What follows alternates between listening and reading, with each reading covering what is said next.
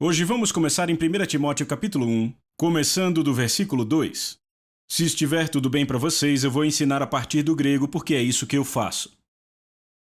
Então Paulo escreve e diz a Timóteo, meu próprio filho na fé, graça, misericórdia e paz. E se você sublinhar essa frase, graça, misericórdia e paz, graça, misericórdia e paz, de Deus nosso Pai e Jesus Cristo nosso Senhor. E aqui encontramos o que chamamos de saudação normal de Paulo, onde ele diz graça, misericórdia e paz sejam convosco. Mas na maioria das cartas ele não usa a palavra misericórdia. Ele simplesmente diz graça e paz sejam convosco. E se lermos o que os teólogos têm a dizer, eles tentam entregar um significado profundo pelo qual ele usa essa saudação. Mas a razão para ele usar, na verdade, é bem simples. Se você é judeu, como saúda outro judeu? Você diz shalom, cujo equivalente grego é eirene, que é a palavra que ele usa aqui. Se você fosse grego, qual a saudação para outro grego? Você diria charis, que é a palavra graça? Então, assim como um judeu saúda outro dizendo shalom, um grego saudaria outro usando a palavra graça?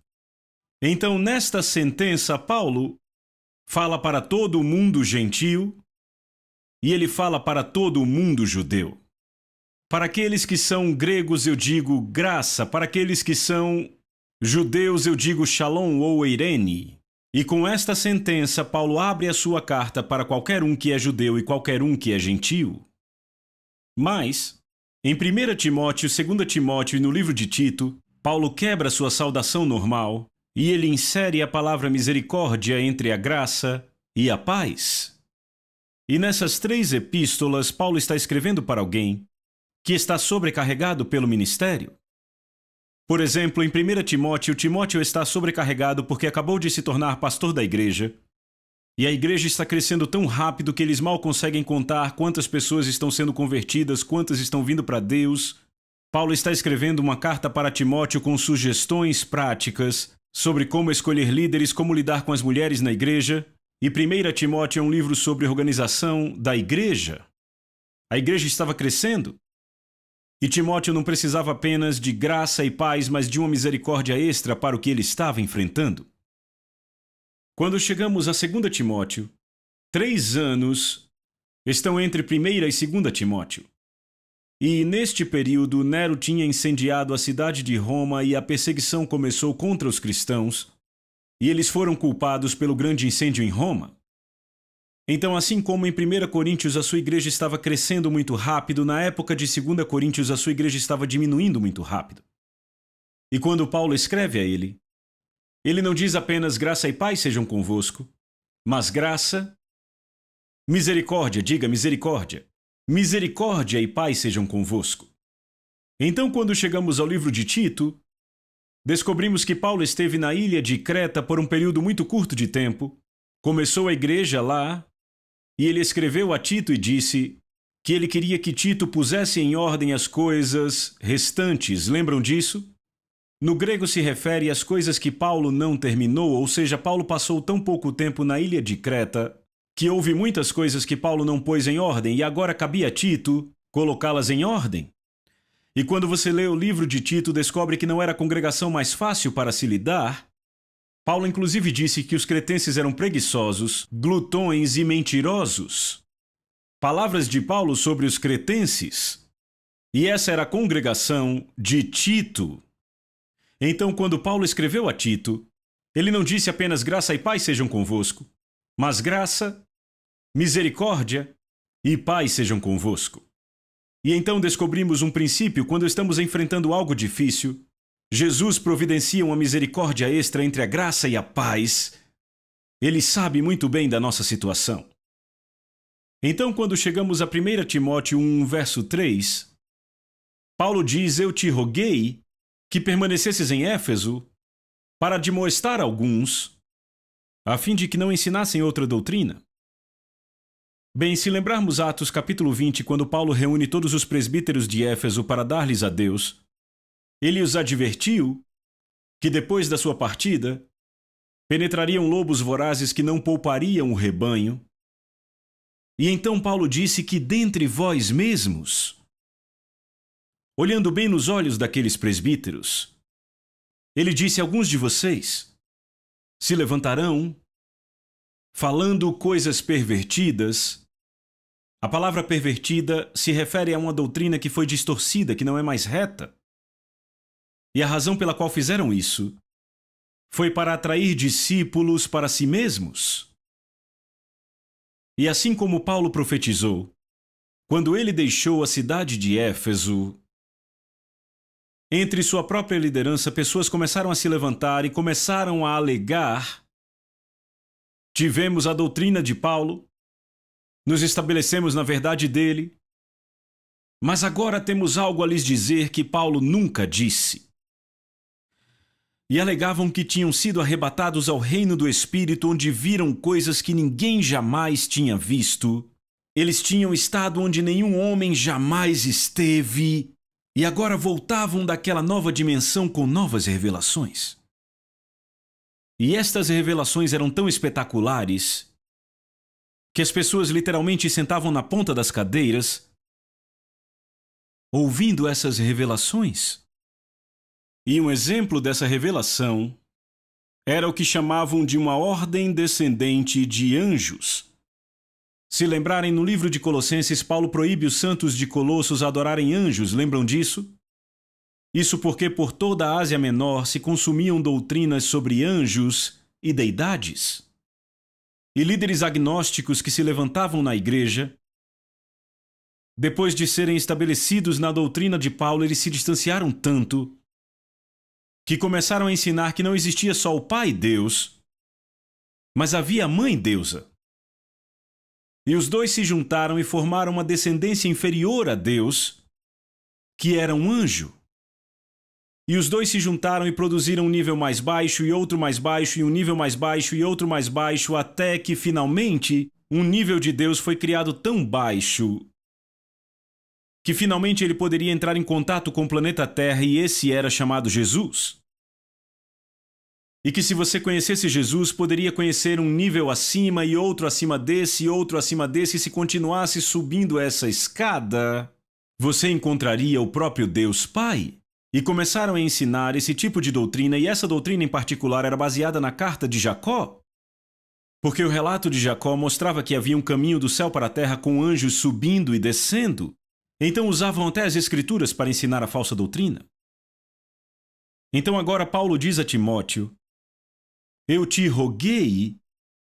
Essa palavra rogar é a palavra grega parakaleo, que tanto é uma palavra para oração, quanto é um termo militar. Encontramos a mesma palavra em Romanos capítulo 12, verso 1, quando Paulo diz: rogo-vos, pois, pelas misericórdias de Deus. A palavra parakaleo é a imagem de Paulo sendo tão compassivo que figurativamente é quase como se ele caísse de joelhos. E ele começa a orar, ele começa a implorar, ele começa a rogar aos irmãos que o ouçam. E agora Paulo usa esta palavra para dizer que foi desta forma que ele convidou Timóteo a ser pastor dessa igreja. Quando Timóteo viu o que estava acontecendo em Éfeso, ele não queria ser o pastor daquela igreja. Não só era uma igreja problemática, era a maior igreja do mundo. E foi a primeira vez dele servindo como pastor. Então Paulo teve que dizer a ele: eu te rogo, eu te imploro, parakaleo, eu clamo a você que assuma a posição. Mas ele também foi muito direto com Timóteo sobre o desafio. Porque essa palavra parakaleo, a palavra rogar, também era usada para descrever o comandante de uma tropa de soldados. E antes dos soldados saírem para a batalha, ele se dirigia às tropas, ele rogava às tropas. Ele falava sobre as realidades da guerra, falava sobre a glória da vitória, sobre derramamento de sangue, ele mexia com eles antes de enviá-los para a batalha. E essa palavra também pode ser traduzida assim. Então, por um lado, ele disse a Timóteo: a tarefa diante de você é grande, a batalha será enorme, e eu estou clamando a você que assuma essa responsabilidade. E Timóteo aceitou. E Paulo disse: eu te rogo, eu clamo a você, que permaneça em Éfeso, para admoestar alguns, que não ensinem nenhuma outra doutrina. Outra doutrina é a palavra heterodidáskalos. Eu vou escrever para vocês verem. Eu vou escrever como lemos, porque você não entenderia em grego, e escrevendo assim você pode anotar. É a palavra hétero. Reconhecem essa palavra? E então a palavra didáskalos. Eu quase escrevi em grego. Heterodidáskalos. A palavra hétero é de onde tiramos héteros. É de onde vem o termo. Alguém pode dizer? Heterossexual, ou seja, de um tipo diferente. A palavra didáskalos vem da palavra didasco, e a palavra didasco significa ensinar. Mas quando usamos isso com a palavra kalos, que descreve algo que é excelente, você descobre que não é apenas um ensino, mas didáskalos descreve um ensino brilhante, era ensinado com maestria. Então, o que quer que fosse falso que esses presbíteros ensinassem, eles empacotaram de uma forma muito boa. Paulo diz, não é apenas ensino, mas é apresentado com excelência, e o problema é que hétero é um ensino de um tipo diferente. Não é o que eu ensinei a vocês. Então esses líderes usavam o púlpito para ensinar falsa doutrina, e este era o problema no primeiro século. Mas quando vamos ao capítulo 4, verso 1, o Espírito Santo começa a falar do que vai acontecer na igreja no final da era da igreja. E este é o período em que vivemos. E ele diz no capítulo 4, verso 1, ora o Espírito afirma expressamente. A palavra afirma vem da palavra, alguém conhece essa palavra? Rema. Embora nesse caso em particular seja a palavra retos. E a palavra retos descreve algo que é explícito. Ou seja, o Espírito Santo está falando tão claramente que não há espaço para mal-entendidos. O Espírito Santo fala expressamente, o Espírito Santo fala explicitamente ou sem engano. Não há engano no que o Espírito Santo está dizendo nesse verso. Essa palavra retos não deixa espaço para mal-entendido. Agora o Espírito Santo fala claramente que nos últimos tempos alguns partirão da fé, dando ouvidos a espíritos sedutores e doutrinas de demônios. Bem, você já viu no capítulo 1 que quando Paulo escreveu isso, ele estava lidando com falsas doutrinas? Mas agora no capítulo 4, verso 1, é quase como se o Espírito Santo dissesse, como se isso por si só já não fosse um grande desafio, deixa eu apontar o meu dedo para 2000 anos daqui para frente e contar a vocês o que acontecerá perto do final da era da igreja. E Paulo agora diz, o Espírito fala, com termos específicos, com uma linguagem impossível de não se entender, que nos últimos tempos, repitam, últimos tempos, e temos duas palavras para últimos. A palavra eschatos, e é de onde tiramos a palavra escatologia, o estudo dos últimos tempos, e ela descreve o fim. Então temos a palavra austeros, e esta palavra austeros é a palavra que é usada nesse texto. Se fizéssemos um quadro para mostrar o fim dos tempos, dizendo esta é a cruz, e esse foi o dia em que o Espírito Santo veio, em Atos capítulo 2, verso 17, isto inicia a era da igreja, que também é chamada os últimos dias. Os últimos dias é um período de tempo de 2000 anos, que começou com o derramamento do Espírito Santo e vai durar até o arrebatamento da igreja. Você ainda acredita no arrebatamento da igreja? Bem, a palavra eschatos descreve o fim definitivo, descreve esse período aqui. No entanto, a palavra austeros descreve o que resta desse período. Não são apenas os últimos tempos, mas são os últimos dos últimos dias. O que sobra disso? Então o Espírito Santo está apontando seu dedo lá para o futuro, dizendo, deixa eu contar o que a igreja dos últimos tempos vai enfrentar. E ele diz, nos últimos tempos, alguns, o que ele diz? Partirão. Se você está notando, a palavra partir é a palavra planos. E a palavra planos descreve uma partida muito lenta e metódica. Note que ele não diz alguns abandonarão a fé. Ele não diz alguns rejeitarão a fé. Mas ele diz alguns partirão. Um processo muito lento e metódico também usado nesse texto é a palavra fistemi, que descreve dar um passo de cada vez para sair. Um pequeno ajuste é feito, então outro pequeno ajuste é feito, então muito lentamente, ao longo de um grande período de tempo, esta pessoa ou esta organização ou esta igreja mudou a sua posição completamente. Eles não rejeitaram de pronto o que estavam fazendo, não rejeitaram de pronto o mover do Espírito, ou o ensino da palavra, mas fizeram uma pequena adaptação e outra pequena adaptação e outra e outra e outra e outra, até que o que se tornaram não se parece em nada com o que uma vez foram. Eles partiram, não abandonaram, nunca apresentaram rejeição clara, mas muito lentamente, de forma metódica, começaram a mudar a maneira de pensar, dando atenção a planos, espíritos sedutores e doutrinas de demônios. A palavra doutrina vem daqui de dascalia, é uma forma desta palavra e implica que quem quer que os estava desviando estava fazendo com muita maestria. Estavam apresentando um argumento razoável e as pessoas, no ministério, de acordo com esse verso, começaram a ouvir esses argumentos e lentamente modificavam a forma como operavam, a forma como criam, e começavam a se afastar do que uma vez havia sido pregado. E, em particular, ele diz, partirão da onde? Da fé. A fé tem um artigo definido. Este artigo definido nos diz que eles não estavam partindo da fé em geral, mas esse artigo definido nos diz que eles estavam partindo da fé, ou daquele corpo de ensinos que chamamos de doutrina da igreja. E se olharmos o que acontece hoje na cultura, o que vem acontecendo nas cortes, graças a Deus pela eleição, eu creio que Deus tem nos dado uma nova chance. Mas até se você pegar o exemplo da nova visão sobre sexualidade, como a cultura está mudando,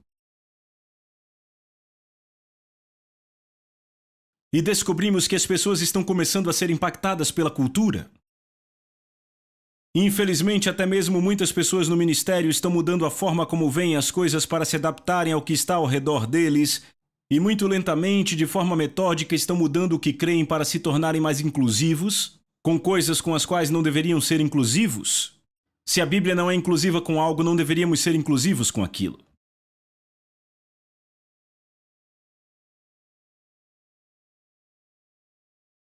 Então agora Paulo descreve o que Timóteo vai enfrentar. Ele diz que ele tem que tomar o controle dos ensinos heterodidáscalos, daqueles ensinos com maestria, mas que são diferentes, que não devem ser aceitos.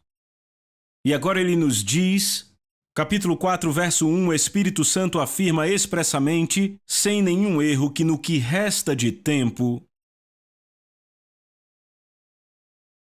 alguns começarão a lentamente se modificar até que saiam do ensino são e claro das Escrituras e comecem a dar ouvidos. A palavra grega é proseko, que significa virar a sua atenção para o outro lado. Espíritos sedutores e doutrinas de demônios. Certo, esse é o problema. Qual a solução? A solução para aqueles de nós no ministério é encontrada no verso 6. Como respondemos a uma cultura que está mudando? Como respondemos a pessoas que não conhecem mais a Bíblia? E a propósito, quando viajamos pelo país, fica claro que a ignorância bíblica está crescendo nessa nação. Está se tornando muito profunda. As histórias sobre as quais falamos livremente e presumimos que todos entendem o que falamos, muitas pessoas hoje nem conhecem os personagens da Bíblia, não fazem ideia de sobre quem estamos falando. A igreja mudou radicalmente. Quantos aqui sabem que a igreja hoje está num processo de evoluir para algo que não é tão bom? Então, em 1 Timóteo 4, verso 6, Paulo mostra a Timóteo e a nós qual a nossa responsabilidade para mudar o clima. Então, no verso 6, ele diz a Timóteo: expondo estas coisas aos irmãos, serás bom ministro de Cristo Jesus. Eu quero saber quantos aqui usam a versão King James ou a nova versão King James. Bem, as versões mais antigas trazem a ideia de expor estas coisas aos irmãos. No entanto, algumas versões mais modernas já trazem a ideia de sugerir estas coisas aos irmãos. Mas, para ser honesto, tanto as versões antigas quanto as mais modernas erram o alvo juntas. A palavra usada aqui é a palavra upotithimi. Se você está anotando, anote. A palavra upo significa embaixo ou debaixo. E a palavra tithimi é uma palavra básica e significa estabelecer, pôr ou posicionar uma fundação. Estabelecer, pôr ou posicionar uma fundação. E quando você põe essa palavra no verso 6, onde ela está localizada, ao invés de dizer, expondo estas coisas aos irmãos, o grego, na verdade, está dizendo upotithimi, os irmãos. Uma tradução literal seria: se você for para debaixo, upo, dos irmãos, e tithimi, colocar uma fundação debaixo deles, você será um bom ministro de Cristo Jesus. E aqui Paulo nos dá a nossa tarefa. A nossa tarefa é ir debaixo das pessoas e pôr uma fundação sob as suas vidas. Agora, normalmente, quando se constrói uma casa, o que se constrói primeiro? Você constrói a fundação e daí constrói-se sobre a fundação. É assim que naturalmente se constrói uma casa. Mas não é assim com a casa de Deus. Na casa de Deus, você prega a mensagem para pessoas não salvas e elas vêm para Cristo, Pedro diz, imediatamente. Agora são pedras vivas e, embora essas pedras vivas tenham sido ajuntadas pelo Espírito Santo, elas não têm fundação, não sabem o que é a Bíblia, não sabem o que é doutrina, não sabem de nada. Então você tem a estrutura de pessoas, mas elas não têm fundação. Então a nossa responsabilidade é vir upo debaixo dos irmãos e então tithimi, pôr uma fundação debaixo deles. Esta é a nossa responsabilidade. Quando eu vejo a minha responsabilidade em Moscou, e vejo que muitos que vêm à nossa igreja vêm de um passado comunista ou de um passado ateu, minha responsabilidade não é construir um ministério que os impressione, ou fazer algo para trabalhar nossa reputação. Nossa responsabilidade é ir até essas pessoas, ir debaixo dessas pessoas e pôr uma fundação debaixo de suas vidas para que construam sobre ela. E essa é a responsabilidade de todos nós. E mais do que isso, a palavra upotithimi está no tempo contínuo, ou seja, não é algo que você faz uma vez, é algo que agora você é chamado, e pelo resto do seu ministério, você estará upo debaixo dos irmãos tithimi, pondo uma fundação em suas vidas. Toda vez que alguém vem a Cristo, a sua responsabilidade é pôr uma fundação debaixo da vida dele. Quando você atua no casamento das pessoas, está pondo uma fundação debaixo da vida delas. Este é o nosso chamado. E de fato Paulo diz: se você upotithimi os irmãos, se você vier sobre eles e puser uma fundação debaixo deles, você será o quê? Que tipo de ministro? Um bom ministro. A palavra bom é a palavra kalos. E a palavra kalos descreve algo que é superior. De fato, era usada para descrever especialistas em arte. Pessoas que tinham um olho excepcional para encontrar peças de arte.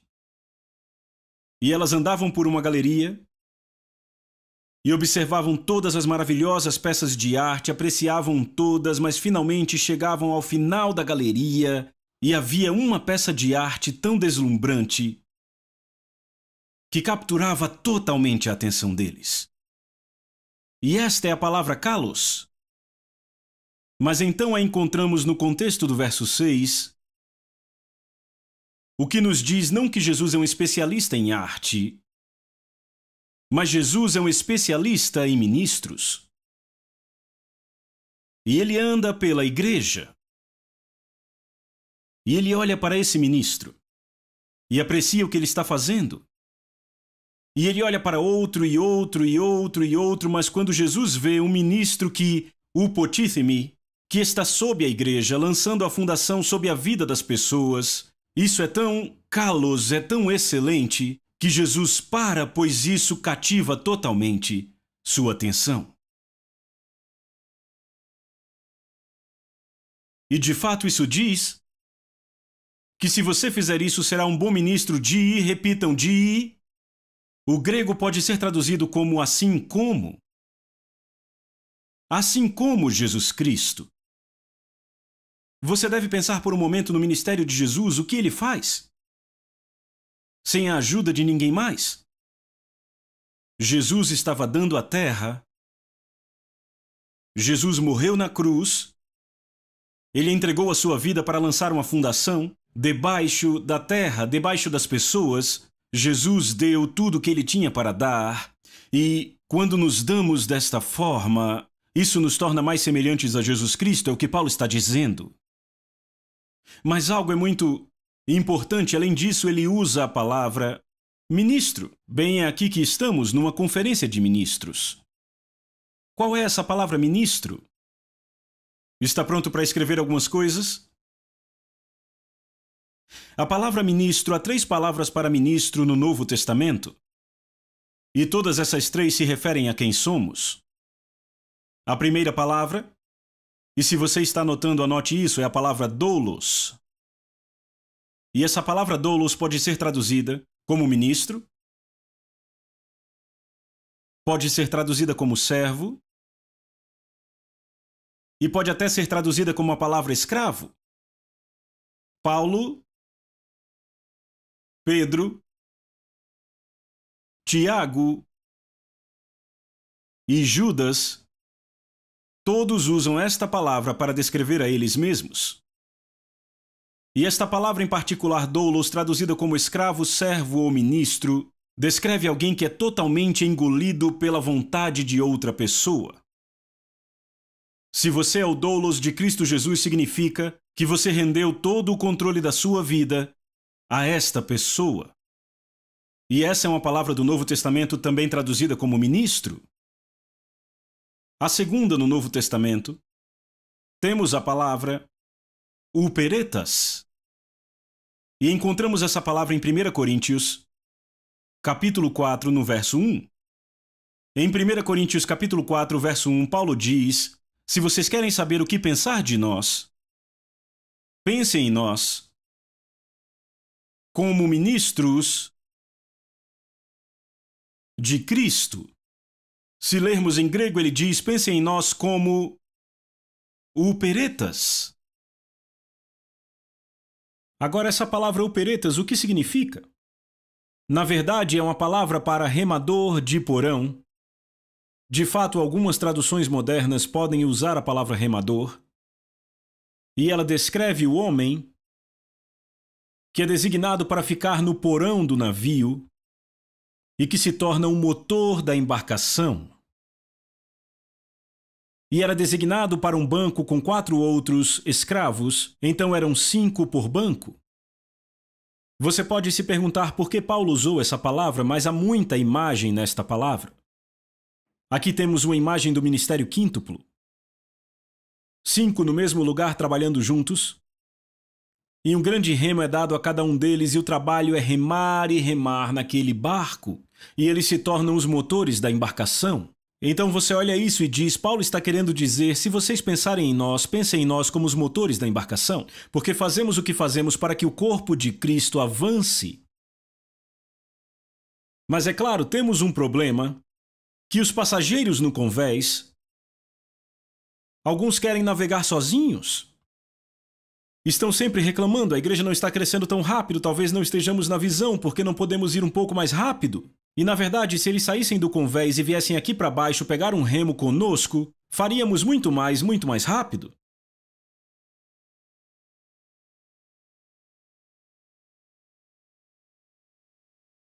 Também é interessante o fato de que esses servos que seguram os remos eram acorrentados às suas posições. Aquela corrente era um compromisso. Se o casco do navio furasse, os passageiros no convés podiam pular em pequenos botes e escapar, mas você que está lá embaixo afundaria com a embarcação. Da mesma forma, quando você é o cabeça ou um ministro na igreja, você carrega uma responsabilidade que os passageiros não carregam. Se o navio afundar, você afunda com o navio. Dessa forma, quando o ministério está com problema, começamos a mexer aquele remo como se fosse um jet ski. Fazemos tudo o que podemos para manter o navio em movimento porque não queremos afundar com o navio. E eu acho que também vale a pena notar que o porão do navio era onde os ratos do navio ficavam.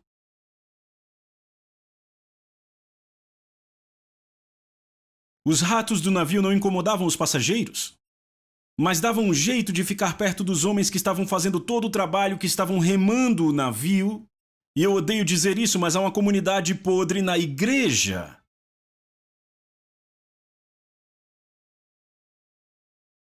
E eles dão um jeito de chegar perto daqueles que estão dando tudo o que podem para fazer o navio se mover. E Paulo usa essa palavra, e em 1 Coríntios 4:1 é traduzida como a palavra ministro. Mas então aqui, em 1 Timóteo capítulo 4, verso 6, a palavra ministro é a palavra diaconos. Alguém conhece essa palavra? Onde vemos essa palavra? Atos, capítulo 6, onde é traduzida como a palavra diácono. A palavra diácono ou diaconos é a palavra dia. Se você está anotando, a palavra dia é em favor de. E a palavra konos descreve a comunidade. E se você junta essas palavras, descobre que se você é um ministro, porque aqui é traduzida como a palavra ministro, você é aquele cuja vida foi entregue em favor da comunidade. E de onde Paulo tirou essa palavra é muito importante. Era uma palavra técnica usada na comunidade local para descrever uma classe específica de indivíduos que era dada à comunidade e o seu trabalho era servir, e pelo resto de suas vidas deviam servir a comunidade. Não era uma posição de alta classe, mas uma posição de serviço. E esta é a palavra que Paulo usa, falando a Timóteo, quando ele diz, expondo estas coisas aos irmãos. E agora você entende que o grego na verdade diz, se você upotíthemi, se você vier sob os irmãos, e colocar uma fundação debaixo deles, você será um diaconos superior de Jesus Cristo, alguém cuja vida foi entregue completamente. Você não é apenas uma pessoa que tem dons, mas você é o próprio dom entregue à igreja. Não temos vontade própria. Somos aqueles que foram dados. E Paulo diz, se você servir assim, será um bom ministro. O que ele diz?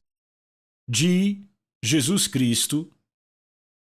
E uma tradução melhor seria, você será um bom ministro, assim como Jesus Cristo.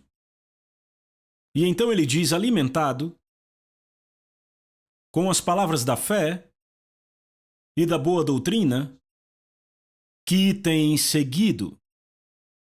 Alimentado é a palavra grega entrefo, que significa provar, comer, engolir, digerir, receber completamente.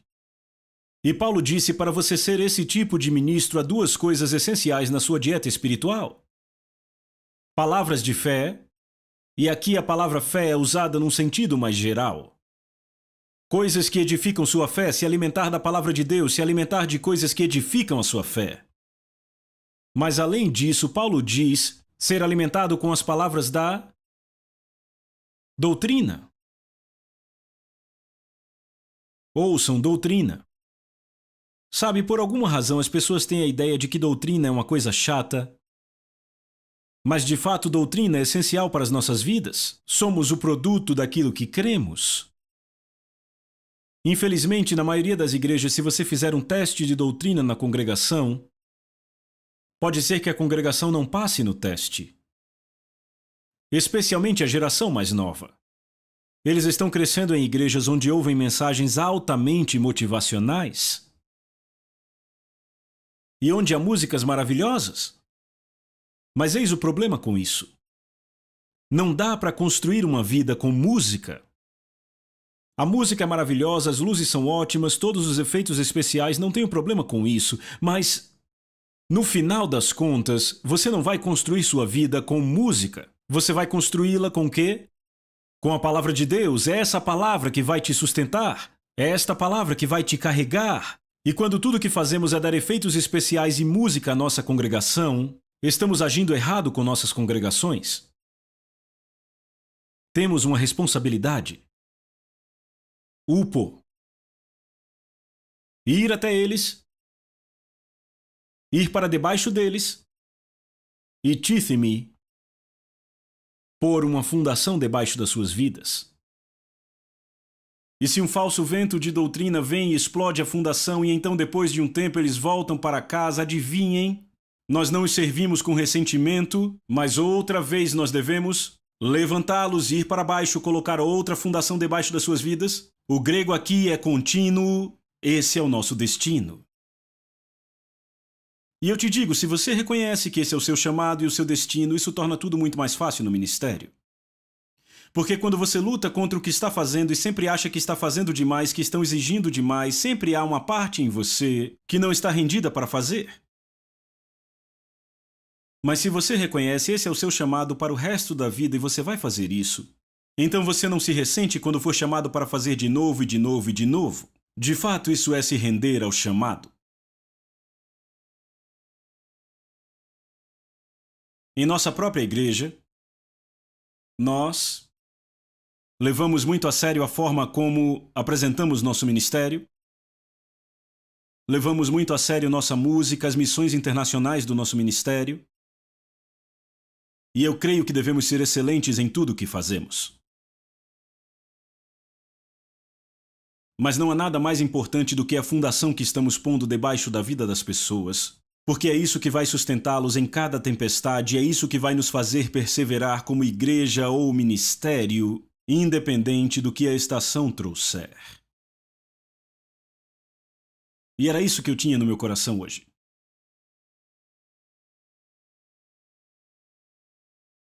Eu quero que você ponha sua mão sobre seu coração, quero orar por você.